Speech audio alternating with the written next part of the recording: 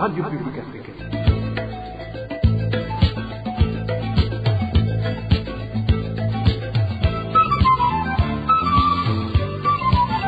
Radio Publique Africaine.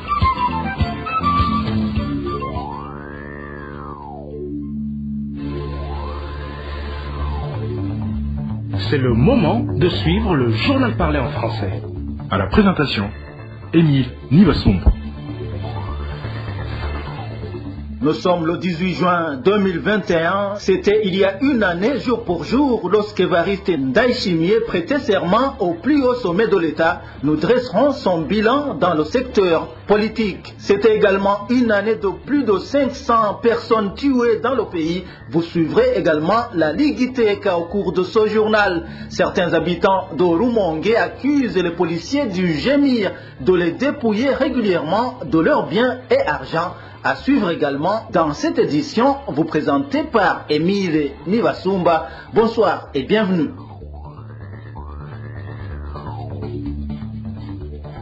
« 18 juin 2020, 18 juin 2021, Évariste Ndayishimiye est à la tête de l'État depuis toute une année et met les Burundais sans les diviser pour qu'ensuite ils s'aiment entre eux. C'est le conseil de Monseigneur Simon Nhamwana, archevêque du diocèse de Gitega, à l'endroit du président Évariste Ndayishimiye et son gouvernement. C'était lors de son homélie durant la messe de la célébration d'une année de pouvoir. Selon Simon Nhamwana, la complémentarité est l'un des fondements du développement.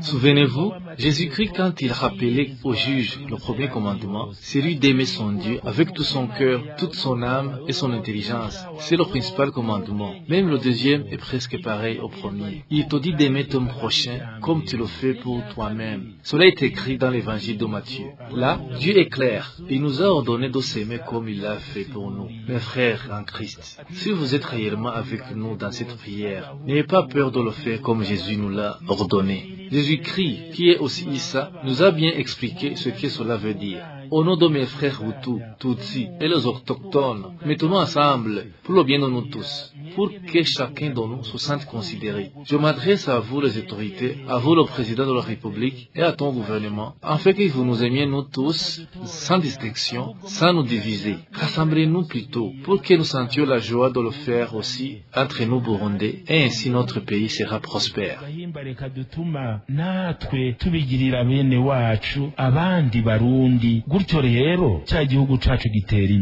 La réconciliation est un élément qui est toujours difficile pour les Burundais. Selon Simon Nhamwana, ce n'est pas l'ethnisme qui les divise, mais plutôt l'égoïsme. Il demande aux Burundais de se réconcilier pour sortir de leur conflit.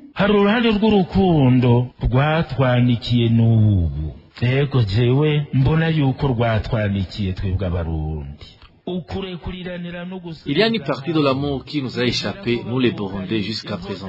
Moi, je trouve que ça nous a échappé. Il s'agit du pardon et de la réconciliation. Je me dis que le couteau qui a poignardé l'âme du Burundi jusqu'à le tuer définitivement est l'ethnisme. La plupart du temps, nous nous trompons en nous disant que l'ethnisme est la cause de nos problèmes, alors que personne n'a choisi son ethnie. La cause de tout ça, c'est plutôt l'égoïsme, la discrimination, les intérêts personnels qui nous font oublier les autres, la faim. Certains sont en train d'être tués par des maladies que nous pouvions traiter. Pour mettre fin à tout ça et vivre dans l'unité, il faut que nous apprenions à nous pardonner et nous réconcilier sans attendre demain. Il ne faut pas le faire dans 2 ans ou le mois prochain, mais il faut le faire maintenant. Moi, j'aimerais qu'à cet instant même, après cette prière, que chacun prenne la bonne décision d'oublier le mal qui lui a causé son prochain et s'engager à travailler pour le bien de son frère et son bon avenir. Cela serait un succès pour nous les croyants, car Jésus nous a dit que quand tu vas donner ton offrande et que tu te rappelles que tu es en conflit avec ton prochain, il faut d'abord aller se réconcilier avec lui et revenir par après pour donner ton offrande. Ce n'est pas moi qui le dis, c'est plutôt Jésus dans l'évangile de Matthieu.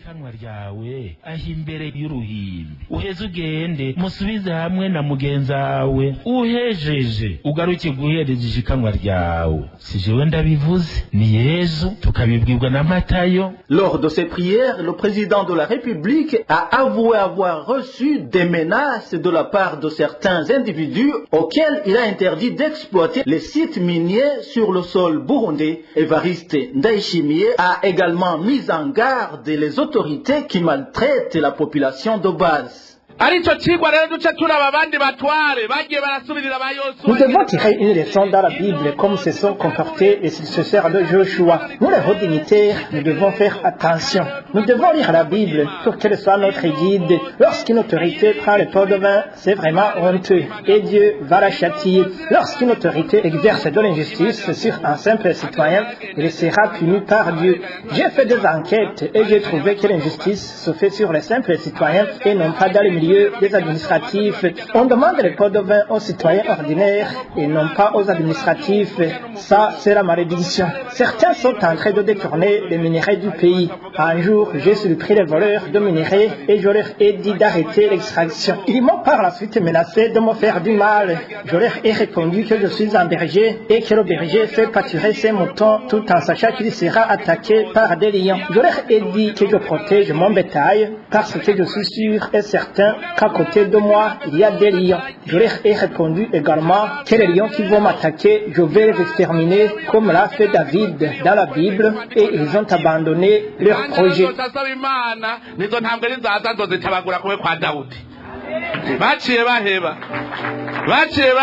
Cette prière de célébration d'une année de pouvoir d'Évariste Ndayishimiye se déroule depuis 3 jours en province Gitega. Parlant toujours de son premier anniversaire à la présidence, la Ligue burundaise des droits de l'homme, ITK, interpelle le président Évariste Ndayishimiye de tout faire pour stopper les assassinats qui continuent à se commettre dans le pays. Ceci transparaît dans une correspondance de la Ligue ITK adressée au chef de l'État ce vendredi. Ancher Nikoyagidze, président de la Ligue ITK, indique qu'au cours de cette seule année, l'organisation a déjà documenté 554 cas d'assassinat. Suivez Ancher Nikoyagidze, c'est le président de la Ligue burundaise des droits de l'homme ITK. Vu la situation très alarmante des droits de l'homme et de la sécurité de la population généralisée dans tout le pays, la Ligue TK a décidé d'écrire une lettre au président de la République pour la vérité. La Ligue TK s'appuie sur les chiffres documentés pour des personnes assassinées sous son oreille et le phénomène de cadavres observé dans tout le pays. Durant cette période, la Ligue TK a pu documenter 554 personnes assassinées, dont 250 ont été retrouvés cadavres éparpillés dans différentes localités, à savoir les caniveaux, les rivières, les lacs et les ruisseaux. Et la Ligue TK a constaté que le nombre de personnes assassinées sous oreille est 25% des personnes assassinées sur les 6 ans de crise due à la conséquence malheureuse du 3e mandat du feu président Nkurunziza. Et la Ligue TK a saisi cette occasion de demander au président de la République de faire tout pour garantir la sécurité et les droits de l'homme au Burundi. Et cela ne pourra être possible que s'il retire les armes que le pouvoir en place a données aux Imbonerakure et le pouvoir de policiers qu'ils ont, mais aussi d'activer la justice pour que les auteurs de ces crimes soient punis et d'arrêter dans l'immédiat l'enterrement des cadavres retrouvés avant de faire une enquête pour l'identification de ces personnes, les présumés auteurs de ces crimes, afin qu'ils soient punis, car la LITECA est convaincue que tant qu'il y aura l'impunité, il y aura toujours de ces crimes. Les promesses du président Ndayishimiye en matière des droits de l'homme ne sont pas encore traduites par de réels progrès. C'est cette fois-ci Human Rights Watch qui s'exprime. Cette organisation indique que de graves violations des droits humains, dont des exécutions extrajudiciaires, ont persisté. Les détails avec Gloria Caneza. Selon Lewis March, directeur de Human Rights Watch Afrique centrale, depuis une année que le président Ndayishimiye a accédé au pouvoir, bon nombre de promesses ont été faites par ce président, notamment de faire rendre des comptes aux auteurs des violations et meurtres et d'améliorer la situation désastreuse du pays en matière de droits humains, mais ces promesses n'ont toujours pas été tenues. Lewis March indique que de graves Violations des droits humains, notamment des exécutions extrajudiciaires, des disparitions forcées, des actes de torture et des arrestations arbitraires ont continué d'être commises sous sa présidence. Les efforts pour enquêter sur les exactions commises ont été insuffisants. C'est au moment où les mécanismes de surveillance tels que la commission d'enquête de l'ONU se sont vus refuser l'accès au pays. Durant cette année de règne de Ndayishimiye, Human Rights Watch fait savoir que la répression contre les défenseurs des droits humains et les journalistes perçus comme étant des détracteurs du gouvernement s'est poursuivie. Par exemple, au lendemain d'une rencontre organisée à l'initiative de Ndayishimiye entre le Conseil national de la communication et des dirigeants des médias en vue d'améliorer des relations entre les responsables gouvernementaux et les médias, un verdict de culpabilité dans un procès contre 34 prévenus, dont 12 journalistes et défenseurs des droits humains en exil, a été publié. Ils ont été déclarés par contumace coupables d'attentat à l'autorité de l'État et d'assassinat et de destruction. Et de rappeler qu'aujourd'hui, de nombreux journalistes et défenseurs des droits humains demeurent en exil. Celles et ceux qui sont toujours dans le pays ont peur de faire état d'incidents relatifs à la sécurité ou de violations des droits humains et ne sont pas autorisés à interviewer des activistes vivant hors du pays. Néanmoins, Human Rights Watch reconnaît quelques mesures positives qui ont été prises au cours de l'année écoulée. C'est notamment la libération de certains membres de l'opposition qui avaient été arrêtés à la suite des élections de 2020, ainsi que la levée de certaines restrictions imposées à la société civile et aux médias lors de la crise de 2015. Toutefois, Human Rights Watch recommande au gouvernement Ndayishimiye quelques mesures pour établir sa confiance. Premièrement, les assassinats et les abus doivent cesser et leurs auteurs doivent être traduits en justice. Deuxièmement, les médias nationaux et internationaux, la société civile et la commission d'enquête de l'ONU doivent être autorisés à fonctionner librement à l'intérieur du pays si réellement le gouvernement n'a rien à cacher. De plus, le gouvernement devrait aller au-delà des promesses et démontrer sa volonté d'enquêter sur les abus passés et présents et de poursuivre leurs auteurs en justice. Le sort des journalistes et des activistes portés disparus ou injustement emprisonnés devrait être aussi éclairci. Human Rights Watch a également interpellé la communauté internationale pour qu'elle dise clairement au gouvernement burundais que ceux des progrès concrets en ce qui concerne la situation des droits humains dans le pays pourront contribuer à la restauration des relations. Bouclons cette page du premier anniversaire du pouvoir d'Évariste Ndayishimiye par le bilan dressé par notre rédaction dans le domaine politique. C'est une année qui a été caractérisée par une militarisation des institutions politiques, une exclusion politique et une montée inquiétante de la discrimination ethnique. Marie-Ange Irakoze. Depuis l'investiture d'Évariste Ndayishimiye à la présidence du Burundi, il s'est dépêché de s'entourer des tenants de la ligne dure du CNDD-FDD, notamment les généraux les plus influents issus de ce parti. Les nominations les plus inquiétantes ont été celles du commissaire de police générale Alain-Guillaume Bunyoni au poste de Premier ministre ainsi que celle du CPC Gervais Ndirakowucha alias Dakugarika au poste de super ministre de l'Intérieur et de la Sécurité publique et du développement communal. Ces décrets ont renforcé les inquiétudes au sein de l'opinion, tant nationale qu'internationale, étant donné que ces personnalités ont fait couler beaucoup d'encre et de salive quant à leur implication dans les assassinats qui, depuis 2015, sont sous sanction internationale. Évariste Ndayishimiye a également militarisé l'administration territoriale. En effet, 5 des 18 gouverneurs approuvés le 11 juillet 2020 sont des officiers de l'armée et de la police. Durant cette période d'une année du pouvoir Ndayishimiye, son régime a été caractérisé par une politique d'exclusion et de discrimination des membres des partis politiques de l'opposition. À titre d'exemple, ceux ici du parti CNL, qui a été proclamé deuxième aux élections de mai 2020, ont été persécutés, arrêtés et même assassinés, comme cela était le cas sous son prédécesseur Pierre Nkurunziza. Le régime Ndayishimiye n'a pas cessé de mettre les bâtons dans les roues de ce parti, notamment en empêchant l'organisation des réunions de ses militants. De plus, le pouvoir d'Évariste Ndayishimiye a préféré placer au sein du bureau de l'Assemblée nationale Abel Gachati, issu du parti UPRONA, au détriment du CNL. Autre chose, de nombreux membres de ce parti ont été arbitrairement arrêtés et ces permanences détruites de façon méchante.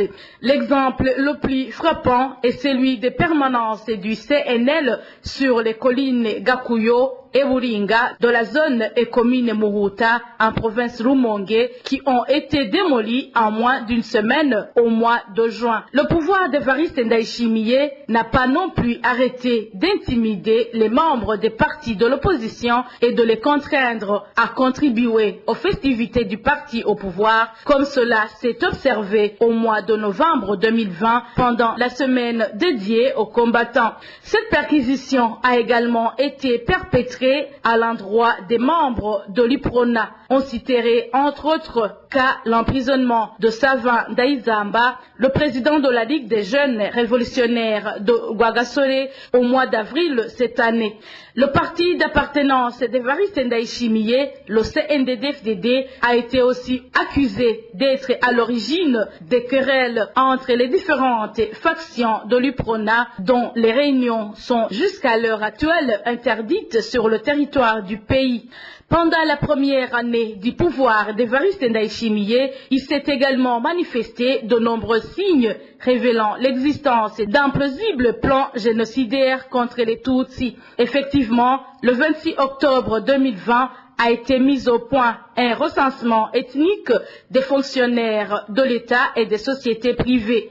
De surcroît, les écriteaux se trouvant au mausolée de plus de 150 réfugiés Banyamulenge et le vol d'une des croix au mausolée des élèves Tutsi du lycée de Kiwimba brûlés vifs en 1993.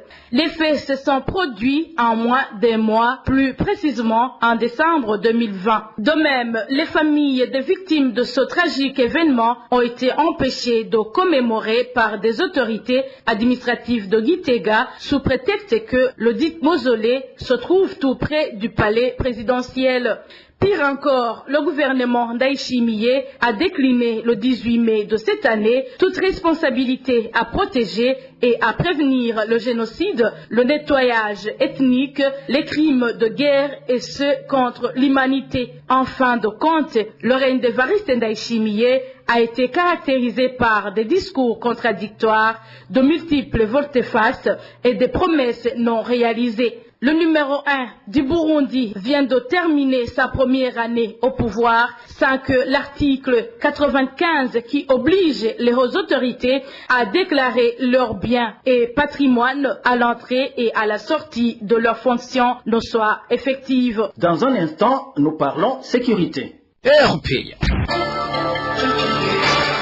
La nuit dernière, il y a eu attentat à la vie d'une femme albinos par des personnes non encore identifiées. C'était sur la colline Kayove, zone Masaka, commune Giterani, dans la province Muyinga. On ne connaît pas le motif de cette tentative d'assassinat qui a occasionné plusieurs blessures sur la victime. Les détails avec Elvis Nyamwongere. Cet albinos qui a échappé à la mort s'appelle Claudine Sigendema, âgée de 19 ans. Il habite sur la colline Kayove, zone Masaka, commune Giterani, de la province de Muyinga. Notre source à Masaka indiquait que c'était vers 1h du matin quand un groupe de malfaiteurs munis de machettes se sont introduits dans la maison où la victime dormait et se sont tout de suite tués sur elle. Des malfaiteurs ont défoncé la maison et se sont directement dirigés dans la chambre où dormait cette fille albinos. Ils se sont alors tués sur elle et l'ont tailladée au niveau des bras. Au fait, ils avaient l'intention de lui prendre certaines parties de son corps. Mais, Dieu merci, la personne qui dormait à côté d'elle a crié au secours et ces gens armés ont détalé. En état de critique, la victime est amenée au centre de santé d'Oruzo en commune Giterani où elle reçoit des soins. Néanmoins, elle demande à toute âme charitable de revenir en aide car elle ne peut pas prendre en charge tous les frais vu sa condition d'indigence. Contacté à propos, Jean-Claude Baltwanaï, gouverneur de la province de Muyinga, n'a pas voulu s'exprimer. Vous saurez que la police dit avoir amorcé des enquêtes pour connaître l'identité de ces malfaiteurs. L'on va à présent dans la province Rumonge où les habitants des communes Bugarama et Burambi dénoncent des vols faits par des policiers lors de leurs activités de routine. Ils demandent aux autorités habilitées de se saisir pour bannir ce comportement. Plus de détails avec Éloge Divin Remesha. Les habitants qui dénoncent des vols résident dans les zones Maramvia en commune de Burambi et Ruteme de la commune de Bugarama. Les policiers accusés de vol sont ceux du groupement mobile d'intervention Gemir et sont affectés à Gisagazuba, Kiganza et Gishiha. Les habitants des dites zones indiquent qu'au cours des activités de patrouille, ces policiers du GEMIR commettent des vols sur des civils. Cette source de la RPA témoigne. Je donnerai l'exemple de ceux qui transportent les planches, qui sont très matinaux. 2 d'entre eux nous ont dit qu'ils les ont rencontrés en cours de route et les ont dépouillés. Un a été dépouillé de tout l'argent qu'il avait sur lui et l'autre qui n'en avait pas, ces policiers lui ont pris son téléphone. Ce dernier s'est contenté d'emprunter à un ami 2000 francs burundais pour récupérer son téléphone. Il y a aussi un autre habitant que ces policiers ont trouvé là où ils brûlent des arbres pour produire du charbon. Ils lui ont dépouillé un billet de 5000 francs qu'il avait sur lui avant de lui intimer l'ordre d'amener un sac de charbon gratuit jusqu'à leur position. Selon la population, ces vols se commettent également lors des activités de fouille-perquisition menées par ces policiers accompagnés des fois par des Imbonerakure. Lors des fouilles-perquisitions, ils n'hésitent pas de voler des téléphones branchés sur des chargeurs et de l'argent qui se trouve par exemple sur l'armoire. Au lieu de chercher des armes, ils te fouillent dans des poches de vêtements, des valises ou des sacs.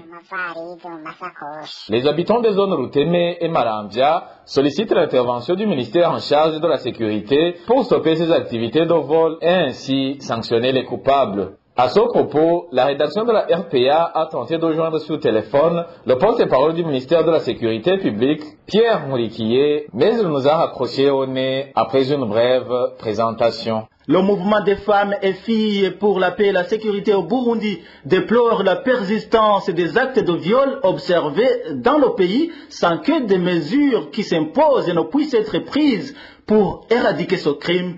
Une réaction consécutive au viol commis la semaine dernière par Anne Imbonerakure à l'endroit d'une jeune fille de la zone Rukaramu en commune Mutimbuzi. Nous sommes dans la province Bujumbura. Jeanne d'Arc Zaninyana, secrétaire générale du MFFPS, appelle les femmes à manifester leur solidarité à l'égard de cette fillette de la zone Rukaramu actuellement en difficulté.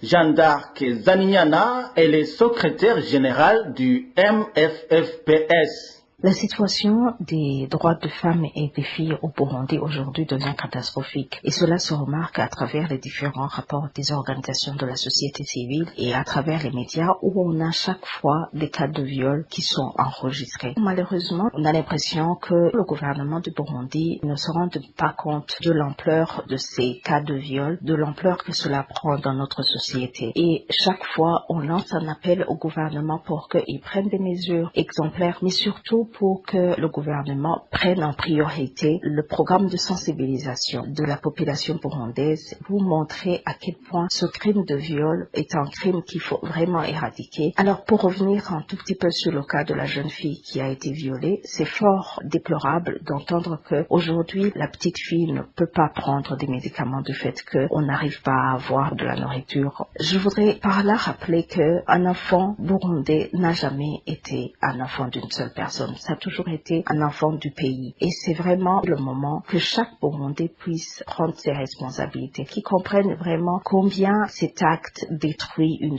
femme, détruit une fille, puisse agir et puisse donner à manger à cette fille. D'autres personnes que je voudrais interpeller sont les différentes organisations des femmes burundaises. Il faut vraiment qu'aujourd'hui elles sortent du silence, qu'aujourd'hui puissent prendre cette question au sérieux. Aujourd'hui, on est en train de violer peut-être ces filles-là qui sont loin d'elles. Mais demain, ce sera leur fille. Se lever et lutter contre ce crime. Et à travers cette lutte contre les différents viols qui se commettent au Burundi, c'est aussi important pour nous les femmes d'être proches puis s'occuper de ces victimes. Et c'est vraiment un appel vibrant que nous lançons. Ces femmes, levez-vous et prenez cet enfant comme si elle était la vôtre. Voilà, c'est Jeanne d'Arc Zaninyana, secrétaire générale du mouvement des femmes et filles pour la paix et la sécurité au Burundi. La Cour constitutionnelle a déclaré anticonstitutionnelle la proposition de loi organique portant réattribution des compétences de la Cour anticorruption et de son parquet général ainsi que celle de la brigade spéciale anticorruption. Pour motif en domaine judiciaire, toutes les lois organiques sont limitativement énumérées par la Constitution. Le point avec Dany Claire et la Trouve. C'est au cours du Conseil des ministres du 9 décembre 2020 qu'a été annoncée l'abolition des instances anticorruption relevant de l'ancien ministère en charge de la bonne gouvernance au bénéfice des tribunaux de grande instance et des cours d'appel.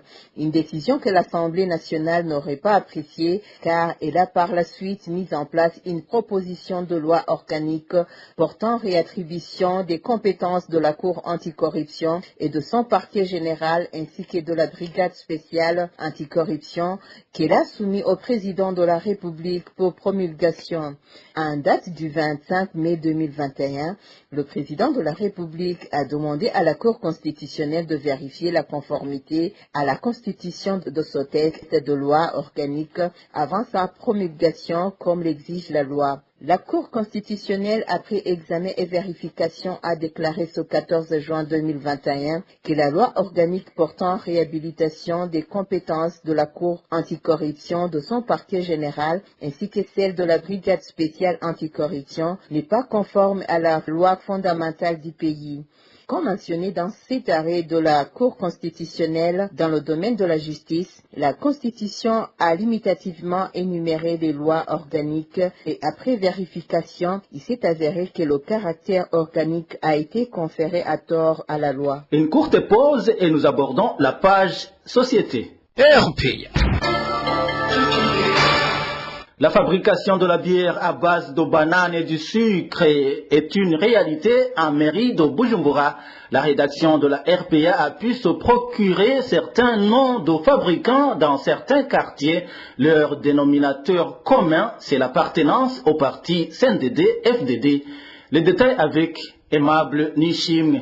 Les plus connus de ces fabricants de boissons Lugombo transformés et mélangés avec du sucre se trouvent dans les quartiers du nord de la capitale. Au sommet de ce groupe, il y a un certain Jean Ndagui. Il est propriétaire de 2 brasseries. L'une se trouve au quartier Mutakula, plus précisément à la 2e avenue, numéro 45, et l'autre en zone Chibitoki, à la 5e avenue, numéro 67. Il y a également une femme communément appelée Mama Boudjenia, ou alors Joséphine. Elle aussi, propriétaire de 2 usines de transformation de la boisson Lugombo. L'une se trouve en zone Gagara et l'autre en zone Chibitoki, à la 2e avenue. À Chibitoki, on y trouve également un certain Pierre Nimbona. Sa maison de transformation se trouve à la 8e avenue et abrite un bar. Toujours au nord de Bujumbura, mais cette fois-ci en zone Kamenge, il y a un certain Révérien Nzigirabadia qui possède une usine de transformation qui fait également office de bistrot à la 7e avenue. Un peu plus loin, en zone Kinanira, un certain Mopenzi a implanté son usine dans la localité de Kanga. Ces fabricants sont également implantés au sud de la capitale. Le plus connu est le nommé Désiré Bidimana de la 1e avenue. Ce dernier serait propriétaire du véhicule immatriculé D0291A qui a été vu le 28 mai dernier en train de charger des sacs de sucre à Nyakabiga devant une foule de gens qui faisaient la queue à attendre cette denrée. Nombreux sont rentrés bredouilles. Toujours en zone Musaga, cette fois-ci au quartier Kinanira, on y trouve un certain Théogène Ouimana dit Munyagwanda. Tous ces trafiquants utilisent, selon nos sources, assez d'argent pour dresser la patte toute personne qui voudrait interférer dans leurs affaires. Ils seraient aussi intouchables parce que membres influents du parti CNDD-FDD. Certains d'entre eux auraient même des relations privilégiées avec des officiers de police. Toujours en page société, il y a recrudescence du phénomène d'enfants de la rue dans la ville de Bujumbura. Des enfants à bas âge sillonnent en mendiant dans tous les principaux coins de la capitale économique. La politique du gouvernement de réintégrer ces enfants dans leurs familles respectives semble être vouée à l'échec. Les détails avec Eloge Kwizera. Dans plusieurs coins de l'encontre ou de l'assemblement de la capitale économique Bujumbura, on retrouve plusieurs enfants en situation de rue. Ces derniers se nomment des Kwezamandia. Ces coins sont notamment les ronds-points, les carrefours, où sont érigés les faits tricolores dits aussi faits de signalisation, ainsi que des variés hôtels et restaurants. Certains de ces enfants disent qu'ils sont orphelins, tandis que d'autres affirment avoir des parents, mais que ces derniers manquent de moyens pour les nourrir et couvrir tous les autres notre besoin. Certains de ces enfants proviennent des quartiers périphériques de la ville de Bujumbura et d'autres sont originaires de l'intérieur du pays. Le soir, ces enfants disent dormir dans les canalisations ou dans des maisons en cours de construction. Pourtant, en 2018, le gouvernement avait initié un programme de réintégration de ces enfants dans leurs familles d'origine, mais ce projet semble avoir échoué. Voilà, c'est par ce reportage que nous mettons un point final au journal du 18 juin 2021. Merci à l'équipe rédactionnelle et à l'équipe technique. Merci également à vous tous qui nous avez suivis. À la présentation, c'était Émile Nibasumba. Au revoir.